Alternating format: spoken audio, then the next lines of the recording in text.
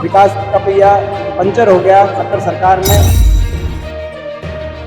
देश में सबसे ज़्यादा बेरोजगारी हरियाणा के अंदर, देश में सबसे ज़्यादा महंगाई हरियाणा के अंदर। पोल खोलने का काम हुआ कि कॉलेज यूनिवर्सिटी, वहाँ तो स्कूल में एक पत्थर भी नहीं लगाया। और बीजेपी मतलब बीजेपी बहुत झूठी पार्टी, बीजेपी मतलब बहुत झूठी पार्टी, जो कहती है उसके विपरीत करती है। पूरे आदमपुर विधानसभा क्षेत्र में लोगों का साथ मिल रहा है, लोगों का आशीर्वाद मिल रहा है। हमें विश्वास है कांग्रेस पार्टी जीतेगी, जयप्रकाश जी जीतेंगे।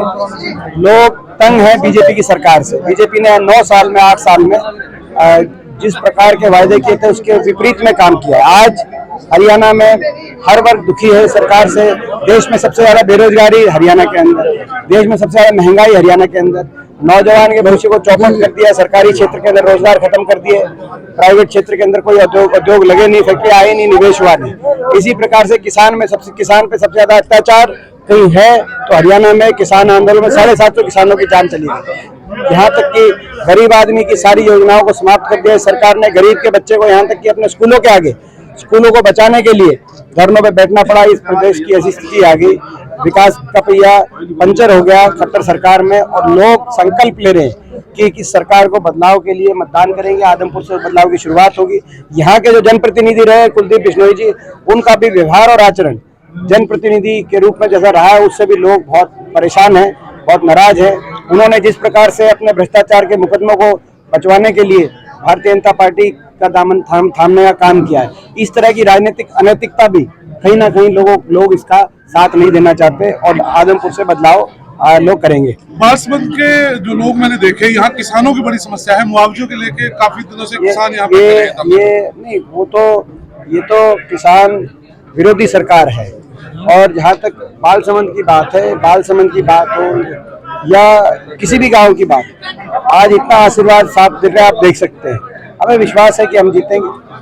तो सर, इस राजनीति में या ये कहें कि हरियाणा की राजनीति में जातीय समीकरण बड़े प्रभावी रहे हैं, क्या यहाँ कोई ऐसी स्थिति लगती है? हम छत्तीस बिरादरी की बात करते हैं। कांग्रेस पार्टी की विचारधारा छत्तीस बिरादरी की है। सबके भाई, सबके आपसी भाईचारे से प्रदेश खुशहाली और विकास की तरफ जाए, ये हमारा एकमात्र हमारा सिद्धांत और एकमात्र हमारी विचारधारा है। दीपेंद्र जी, सभी उम्मीदवार कांग्रेस पार्टी से आकर निकले हुए हैं, तो उस पर क्या कहना? इस पर हम यही कहना चाहते हैं कि अगर किसी पार्टी के पास खुद का उम्मीदवार ही नहीं हो तो वो पार्टी अपने आप को कैसा मजबूत मान सकती है जब उनके पास उम्मीदवार ही नहीं थे। नंबर 1।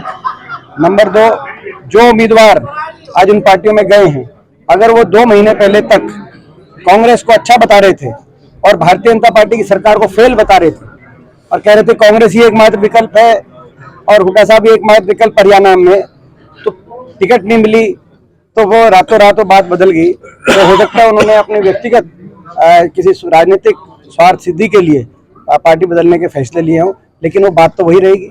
तो ये सारे जो उम्मीदवार हैं, इनके 2 महीने पहले के आप बयान देखो, उनके बयानों से वही हमारी वोट मांग रहे थे। 2 महीने पहले कांग्रेस पार्टी के लिए प्रचार कर रहे थे। तो आज हम उस बात से सहमत है जो 2 महीने पहले सारे उम्मीदवार मिलके जो बोलते थे। आज शिक्षा मंत्री की यहाँ प्रेस कॉन्फ्रेंस से, तो उसने कहा कि जो बड़ौदा में हमने वादे किए थे पूरे कर दिए। क्या लगता है उनकी इसमें? वो मगर उस प्रेस कॉन्फ्रेंस दूसरी बात भी हुई है। वो जब शिक्षा मंत्री जी कह रहे थे कि बड़ौदा में कॉलेज यूनिवर्सिटी हमने बनाने का उपचुनाव में जो कहा था, उसी टाइम स्पीकर फोन पे भालू नामक हमारे एक विधायक है जो बड़ौदा से जीत के आए, उन्हें स्पीकर पे उन्होंने फोन पे बात करी और पोल खोलने का काम हुआ कि कॉलेज यूनिवर्सिटी, वहाँ तो स्कूल में एक पत्थर भी नहीं लगाया।